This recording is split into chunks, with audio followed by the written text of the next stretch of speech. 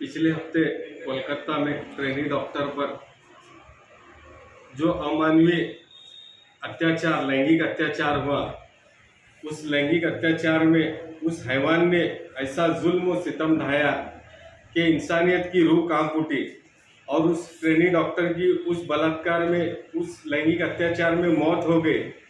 इसको हम रोंगटे खड़े कर देने वाली वारदात कह सकते हैं। अभी एक हफ्ता भी नहीं गुजरा कि पिछले 3-4 दिन पहले बदलापुर में एक स्कूल में 2 बच्चियों पर, मासूम बच्चियां जो 4 साल की बच्चियां थी, उन पर लैंगिक अत्याचार हुआ।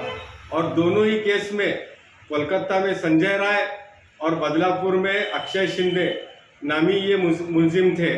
अल्लाह का शुक्र है कि इसमें कोई मुस्लिम नहीं था, वरना जो हिंदुत्ववादी लीडर हैं नीतीश राणे, प्रसाद लाड़ और हमारे सोलापुर के 2 बरसाती मेंढक जो आमदार बनना चाहते हैं, ये मीडिया को सर पर उठाए होते कि जहादी लांडाना ठेचून काढ़ा, मुसलमानों को पाकिस्तान पे भेजो। तो देखो, जो जालिम होता है, जो गुनहगार होता है, उसका कोई धर्म मजहब नहीं होता, चाहे वो हिंदू हो या मुसलमान हो। वह हैवानियत पर जब उतरता है तो हैवानियत का ही उसका मजहब होता है, वो कोई मजहब से ताल्लुक नहीं रखता। और एक आदमी की वजह से हम किसी पूरे समाज को टारगेट नहीं कर सकते और पूरा समाज बदनाम हो जाता है 1-2 लोगों की वजह से। हम चाहते हैं कि वो जो स्कूल का स्टाफ था, जो संस्था चालक थे, उनको चाहिए थे कि जेंट्स स्वच्छ जो सेवक था उसकी बजाय लेडीज सेवक को रखते और बच्चियों को उनके साथ टॉयलेट को भेजते, मगर उन्होंने ऐसा नहीं किया। उसमें वो भी गिल्टी है। और उसी के साथ साथ मैं चाहता हूं कि ये जो हैवानियत का जो लोग हैं, हैवानियत वाले लोग, इन पर काबू पाने के लिए यहाँ पर मुस्लिम कायदे की ज़रूरत है।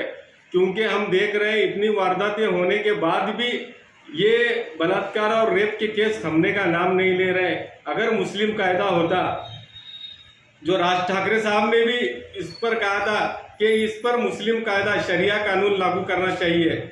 जो बलात्कार करता है तो मुस्लिम शरिया कानून के हिसाब से 8 दिन के अंदर उसको सजा दी जाती है। सजा भी ऐसे कि देखने वाले की रूह कांप जाए। उसको आधे धड़ तक जमीन में गाड़ दिया जाता है और पत्थर से मारकर उसको खत्म किया जाता है।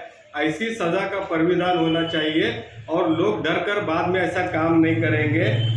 जो ये वारदातें हुई है, ये निंदा के काबिल नहीं, बल्कि इसको तो है ना, लोग एक्सेप्ट भी नहीं कर सकते। वो बच्ची मेरी पोती की उम्र की है। मेरी पोती की तरफ मैं देखता हूँ तो मुझे खौफ महसूस होता है कि मैं अपनी पोती को स्कूल भेजूं या ना भेजूं। जो ऐसे कानून है, जो ये अपना कानून कड़क है इंडिया का, मगर इसको प्रोसीजर